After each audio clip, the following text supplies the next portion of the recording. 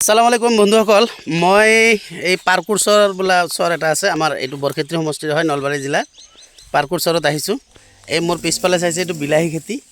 বিলাহী খেতিত এই ভাইজনে মানে ঔষধ মাৰি আছে, কিহৰ ঔষধ মাৰি আছে এইটো কথা জানিম। লগতে এইফালে চাওক, এইটো আৰু বেঙেনা খেতি, এইবিলাক বেঙেনা হয়। মই এই ভাইজানৰ ওচৰত যাম, অলপ কথা পাতিম, কি ঔষধ মাৰি আছে, কিয় মাৰি আছে, এইখিনি কথা তেখেতৰ পৰাই জানিম। আচলতে কি জানে বন্ধুসকল, এই বিলাহী কিমান লাগিছে চাব। এই চাওক বিলাহী কিমান লাগিছে, চাই লওক বিলাহী কিমান লাগিছে। বহুত বিলাহী লাগিছে, এই চাওক বহুত বিলাহী, আৰু কিছুমান বিলাহী পচি গৈ আছে, পচিও গৈছে। এই চাওক কিমান বিলাহী লাগিছে, বিলাহীয়ে বিলাহী। এই চাই লওক, খেতিটোত কেৱল বিলাহীয়ে, গছতকৈ বিলাহীয়ে বেছি দেখা পায়। এতিয়া এই ভাইজনৰ লগত অলপ কথা পাতিম। এইটো বিলাহী খেতি, আপুনি এইফালে আহিব নেকি অলপ। এইটো আপোনাৰ বিলাহী খেতি নেকি? কিমানখিনি কৰিছে বিলাহী খেতি? 1 বিঘামান হ'ব। 1 বিঘামান হ'ব। বিক্ৰী কৰি আছে না? বিক্ৰী কৰি আছে। দাম কেনেকুৱা এতিয়া? 40 টকা কিলো। 40 টকা কিলো। এতিয়া এই আপুনি ঔষধ দি আছে ন? স্প্ৰে কৰি ঔষধ দিছে। এইটো কিহৰ কাৰণে, পচি গৈ আছে কাৰণে দিছে না এই পোক চোক লাগিছে? পোক লাগিছে বোলে। পোক লাগিছে, পোক লাগি তাৰমানে বিলাহী খাই আছে নেকি? খাই আছে, সেইটো কাৰণে মেডিচিন দি আছে, কীটনাশক মেডিচিন। কীটনাশক। কি আপোনাৰ নাম? আমাৰ নাম আজিনুৰ হক। আজিনুৰ হক। লিখা পঢ়া কৰিছিল না? কৰিছিল। কিমানলৈকে পঢ়িছিল? 7। ক্লাছ 7লৈকে পঢ়িছিল। বিয়া বাৰু পাতিছে? নাই, পাতা নাই। ঘৰত কোন কোন আছে? ঘৰত মা দেউতা ভাই ভনী আছে। আচ্ছা আচ্ছা। এই বেঙেনা খেতিটো কাৰ? আমাৰে। বেঙেনা খেতি আপোনাৰ? আজিৰ তাৰিখত বেঙেনাৰ দাম কিমান আছে? আজিৰ তাৰিখৰ বেঙেনা 30 মান আছে। 30? আমি কিন্তু চক বজাৰত 50 টকা কিলো কিনি খাব লাগে। 30 মান আছে। 50 টকা কিলো লয় আমাৰ পৰা। আপোনালোকৰ পৰা বেপাৰীয়ে লয় মানে ন? বেপাৰীৰ লাভ সেইখিনি। আচ্ছা, এই বিলাহী এতিয়া দাম কিমান বুলি ক'লে? 40 টকা। 40 টকা। বন্ধুসকল, আপোনালোকে গম পালে, খেতিয়কে বিলাহী বিক্ৰী কৰি আছে 40 টকা কিলো। আপুনি মই কিন্তু 80 টকা কিলো কিনি খাই আছোঁ, 60, 70, 80 এনেকৈ কিনি খাই আছোঁ। খেতিয়কে দাম পাইছে 40 টকা।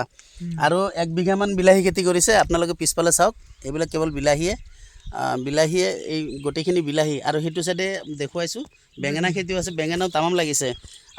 এখেতসকলে বেঙেনা 30 টকা কিলো বুলি কৈছে। বেপাৰীয়ে লৈ যায় 30 টকা কিলো ঘৰৰ পৰাই। এখেতসকলৰ কষ্ট কৰিব লগা নাই। বেপাৰীয়ে অলপ কষ্ট কৰি চৰ অঞ্চলৰ পৰা নাও ভাড়া এইবিলাক দি লৈ যায়। আপোনাক মোক খুৱাই আছে 50 টকা কিলো।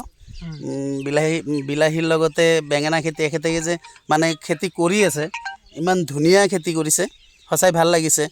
আপোনালোকেও মানে প্ৰত্যেকৰে নিজৰ ঘৰত যি অলপ জেগা আছে, যদি 1-1.5 লেচাও জেগা আছে ঘৰৰ আশে পাশে, তাতেও যদি আপোনালোকে 12মাহীয়া বেঙেনা খেতি, বেঙেনা ধৰক 10-12টা লগালে, আকৌ জলকীয়াও মানে 4-5টা লগালে, বিলাহী বাৰু আপোনালোকে লগাব নোৱাৰিব, লগাব পাৰিব, কিন্তু সেনেকৈ খেতিয়কৰ নিচিনাকৈ সেনেকৈ নহয়, সিমান উৎপাদন নাপায়। এখেতসকলে বেছিকৈ কৰিছে কাৰণে অলপ মানে বৈজ্ঞানিক ভিত্তিত কৰিছে। এতিয়া চাওক, বিলাহী খেতিত আপোনালোকে চাওক, এইটো পলিথিন দিছে। পলিথিন কিহৰ কাৰণে দিছে? এই খেতিত যি মাটি ঢিপ বনাই তাতে বৰষুণৰ কাৰণে, বৰষুণত বোৱা নহয় জানি। বৰষুণত যাতে মাটি ঢলি নাযায়। আৰু এই তিৰপাল দিলে তাৰমানে হেৰিও হয় ন, এই খেতি ভাল হয়, ঘাঁহ কম হয়। এতিয়া মানুহক কি ক'ব?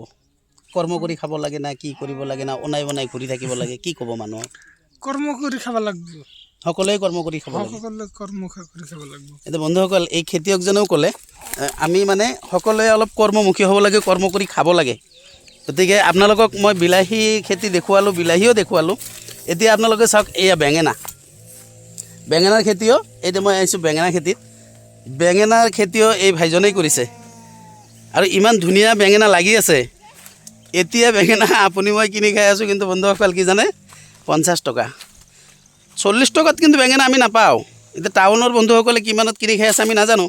এতিয়া চাওক, এইটো বেঙেনা লাগিছে কিমান বেঙেনা লাগিছে এটা গছত। চাওক, এটা গছতে কিমান বেঙেনা, আৰু ফুল লাগিছে, বহুত বেঙেনা লাগিছে। এই চাওক, প্ৰত্যেকটো গছতে বহুত বেঙেনা আছে, প্ৰত্যেকটো গছতে বেঙেনা আছে। গতিকে আপোনালোকে যদি 12মাহীয়া বেঙেনা বন্ধুসকল আপোনালোকে প্ৰত্যেকেই নিজৰ নিজৰ ঘৰত যদি ঘৰটো তোলাৰ পিছতো যদি 1-1.5 লেচাকে মাটি আছে তাতে যদি আপোনালোকে 12মাহীয়া বেঙেনা যদি লগায় 4-5টা গছ লগালে গোটেই মাহটো বেঙেনা কিনি খাব নালাগে।